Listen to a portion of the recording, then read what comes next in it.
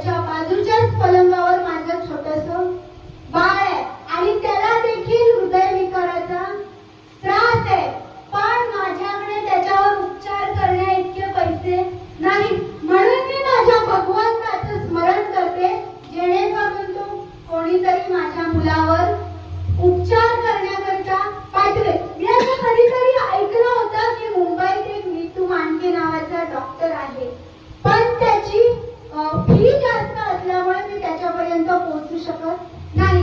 हे ऐकल्यानंतर नीतू मांडके यांना पण कुठेतरी मनात, त्यांनी देखील कुठेतरी मनात नाराजी व्यक्त केली. ते म्हणाले की अगं तू तुझ्या देवाची भक्ती, तुझ्या देवाचं स्मरण करते, तो देव तुझ्यासाठी धावून आलाय. तू त्या नीतू मांडके बद्दल ऐकलं होतं, पण तो नीतू मांडके मी स्वतः आहे. हे सांगितल्याबरोबर त्या आईच्या डोळ्यातनं अश्रू आले, त्या स्त्रीच्या डोळ्यातनं अश्रू आले. ती म्हणाली की माझ्या नकळत का होईना, पण माझा श्रीकृष्ण भगवान, माझा भगवंत माझ्यासाठी